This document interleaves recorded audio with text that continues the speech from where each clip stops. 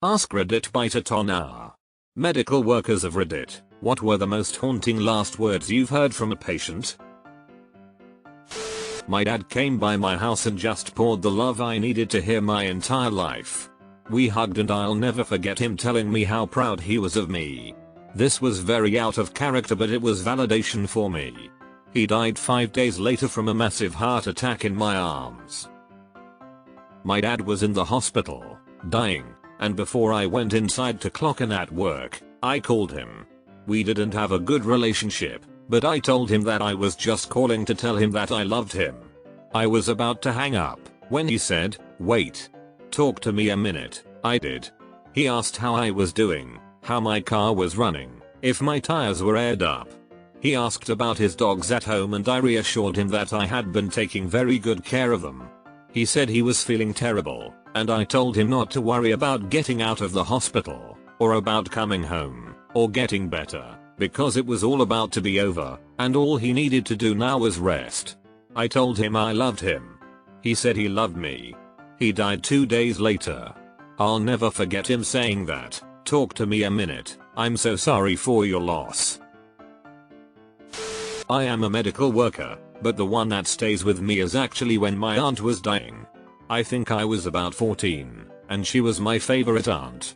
I held her hand and asked her to wait until her birthday so that I could wish her happy birthday, a silly request looking back, and the last thing she said to me was, "Okay." She lasted until the morning of her birthday. I wished her happy birthday, and she passed away with a smile. I had forgotten that until I saw this question. Thank you for asking it. I spoke on the phone with my dying grandpa and told him I would be coming home for him. He said that he would be waiting. I was living in a whole other country and I was in the hospital myself, so there was no way I could have gone. He waited and suffered, but he refused to let go. After days of agony and pending death, my sister enters his room and he instantly asks if that was me. My uncle replied, "Yes, that's her," and that was it. He gave his final breath. Don't tie that. I'm not going to make it.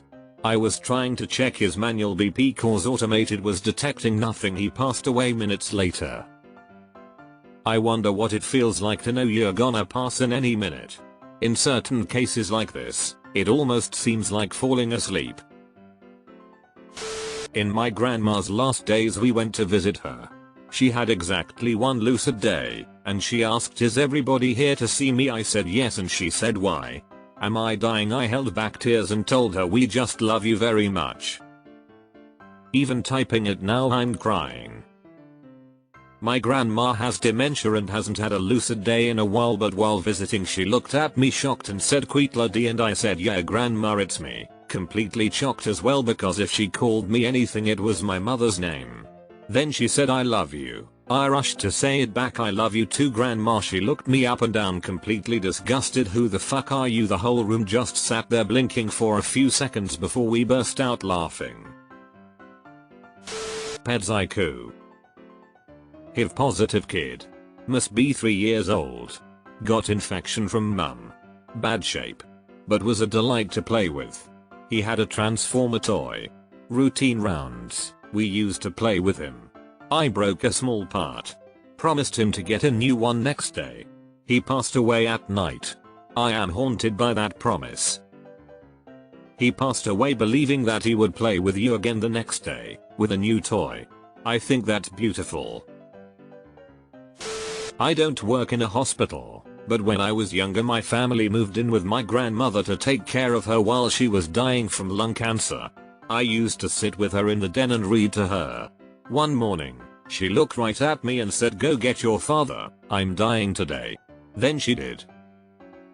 Family has a weird way of holding on until they're ready to let go sometimes. My father was deployed overseas and his dad wasn't doing well, but it was near the end of his deployment and he was allowed to leave about 2 weeks early. He flew back to Virginia from Kuwait and managed to see his dad before he died the next day. My grandmother was able to wait until receiving a phone call from her daughter, my aunt, in Baltimore saying goodbye before taking one more large breath and passing away right there. I was visiting my grandpa and had to leave town and go back to medical school, and I told him I loved him and would see him later. He told me he loved me too, but no I won't. He was right. He died a week later of pneumonia. I brought my grandpa home from a doctor's appointment and told him I would be by the next afternoon to pick him up for his next one. He said no, I'm done with doctors, and died the next morning. I held the hand of my best friend who had metastasized breast cancer. When I kissed her cheek goodbye, she had tears in her eyes and wouldn't let go of my hand. I said, I'll see you tomorrow. Don't be sad, and while still clenching my hand she said through her tears, I love you. Don't you ever forget it. She closed her eyes right then and there and passed away after her 9-year battle with cancer. All these stories are really making me tear up. It's not my fault. Write a patient, a very long time ago, about 2-3 minutes before he died from complications of AIDS, pneumonia. I told him it was absolutely not his fault. I still think about this at least once a week. That's how my grandpa and his partner died. My mom talks about it a lot. I never got to meet him, but I think I would have gotten along with him. Not words, but just pure terror and not being able to talk from pain. I've been a caregiver for 1 month. On my second day without training, I was left alone with 10 residents. One of them, who was on hospice, and I knew nothing about any of them due to no training, fell off his bed. When he fell, his catheter ripped out of his penis. And from the blow he expelled his bowels and hit his head. The man was a ticking time bomb, but I knew nothing. He was basically dead when he hit the floor. He just hadn't realized it. I ran into the room and cleaned him and held him until EMT arrived. All he could do was cry and moan. He shook and looked around as if to say, why does my life end this way? His eyes said it all. I comforted him in his last moments and held him like a mom would. EMTs took him away and then he drowned in his own fluids in the hospital. RIP. I knew you for a few hours, but you taught. This is so sad. Just, no words. Much appreciation for your kindness. My grandfather sang "You Are My Sunshine" to me the day before he passed away. This was from a man who never spoke to anyone and sat in his lazy boy by himself in the corner while we visited. I was completing my internship at an elderly home for individuals with dementia. One day, one of the residents experienced lower saturation, low oxygen, and had a fever. He wasn't feeling well, and given the ongoing pandemic, we decided to call an ambulance just to ensure his safety. When the ambulance arrived, they conducted a brief examination and determined that he needed to be taken to the hospital. We packed some of his clothes, and they placed him in the ambulance. Before leaving, he expressed gratitude, saying, "Thank you guys for your care. I don't think I will see you again. It has been enough for me." We were taken aback by the unexpected statement and didn't know how to respond. Unfortunately, he passed away 3 days later. It still amazes me how he had a premonition about his impending death. Terminal lucidity is definitely a thing with dementia patients. I wish I knew more, but it's beyond anecdotal. Not quite what the post title is asking, but even though it was over 10 years ago now, I still think about how I was once listening to someone's chest and heard their last ever heartbeat. The last heartbeat. Goodness. When I was a police officer in Phoenix, I was first to arrive at a motorcycle accident. I saw a young man lying in the street. His bike was nowhere to be seen. I went up to him to assist his injuries and he could barely breathe. His whole chest and throat were collapsed. I was crouched next to him and he said, "Tell my family I love them." He died shortly after. I found out later he was a college kid that I worked out with at the local gym but couldn't recognize him due to his injuries. Though you didn't recognize him, I bet it was helpful to him to have a familiar face with him as he passed.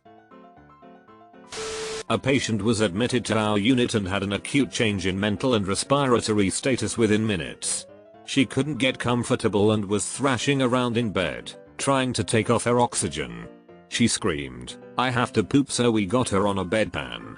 She kept screaming that she had to poop, then she coded and we couldn't get her back. Other shit of doom. I'm well versed in that. If a patient looks sick and says they have to shit, they're about to try and die. Prepare your team accordingly. I'm not a medical worker, but my mom has been a hospice nurse for 35 years. When my Mima was dying, it was real hard. My whole life, every time I saw her, she would have a gift for me for whatever the next gift giving occasion upcoming was, no matter how far in advance it might be purchased from the dollar store, because she was on a fixed income. She would give me the gift and tell me to open it and say, well, I'm so old I'm likely to die before the holiday comes again. This goes on my whole life until I'm 26. Then she actually gets sick in her 90s. The last time I saw her, she looks terrified. The last thing she ever said was, I'm not ready. I'm terrified to die. There are no replies here because no one knows how to respond to this. I don't either. Just thank your mom from me, because hospice nurses have a special place in heaven, and we desperately need her. I'm so sorry about your Mimu. That would be devastating. I was the 3-11 charge nurse on a med-surg floor. We had one room at the end of the hallway that was a brachytherapy room. A woman, mid-40s, had had brachytherapy that day for lung cancer and was to spend the night for observation. She was getting ready for bed, puttering around the room, talking to her young son on the phone, who was starting a new school year the next day. I checked on her to see if she needed anything, and she nicely gestured and waved me off, as she continued speaking with her son. 10 minutes later, her emergency bathroom light came on. We hurried down the hall to her room and discovered what looked like a horror movie scene. As she brushed her teeth, she began hemorrhaging from her mouth. The brachytherapy had caused an arterial rupture and she died. Literally fine 1 minute, making plans, and the next, bleeding to death and soon gone. So, it wasn't haunting last woe. That must have been terrifying for both of you. I'm so sorry. My first day in the ICU, I was taking care of an older lady with sepsis. She was very confused and for the most part incoherent, but when I was assisting her at one point in the night, she started muttering and wailing to herself. I leaned in closer to hear, since I thought she was saying something to me, and she just kept repeating, I'm dying, I'm going to die. Sure enough, later that night she ended up coding and passed away. I did post-mortem care that same day for her family to see her in peace.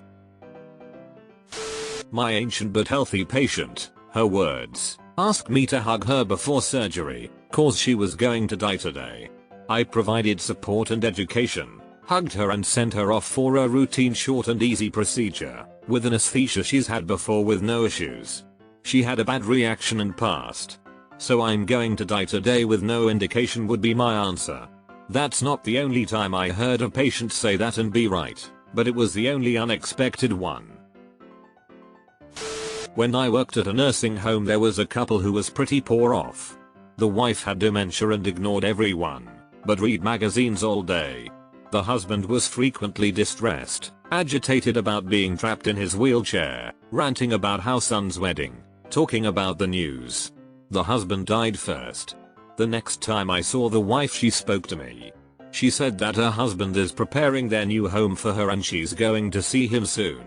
She died that week. Please help me. I don't want to die. That breaks my heart.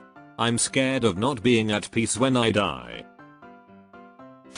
I didn't think this would be so scary from a patient during the peak of COVID. Working as charge with no resource, computer issues, understaffed, and every patient was an isolation room. I was unable to give his morphine in a timely manner and he had just been put on comfort care. That is why he said that, and I will never forget it. I feel so guilty. I hope your grief eases with time. We did the best we could in the worst circumstances. A very dear friend of my family was in the hospital, very old and very frail. Her grandson's wife gave birth to their second child extremely fast in the bathroom at home. They were on their way out the door to go to the hospital. She went to pee and felt the child coming out. Was assisted by her Phil, who had come to look after their toddler while she went to the hospital. They then went to the hospital for checks, and went to show the baby to her great-grandmother, the elderly lady in question. She lay in bed, holding her great-grandchild, and asked the nurse if it was possible to die from joy. The nurse answered that no, she'd never heard of that. Lady replied it is a good day to die. She died a few hours later. My grandma died 6 months ago. She had been in good health, despite nearing 90, but in January things rapidly deteriorated after dementia set in. In March we were all called to go see her, as the doctors didn't expect her to live through the night. Everyone gathered by her bed. At this point she hadn't woken up in 2 days. Suddenly she opens her eyes, sits up and go, "Why are you all sitting here? Did you think I was going to die? Go home." She lived another 3 months after that.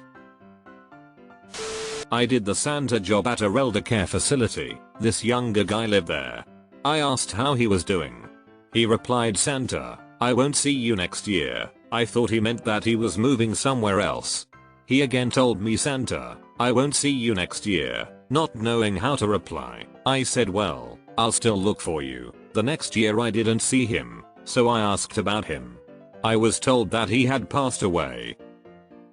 Ah, that's so sad. At last you did really look for him.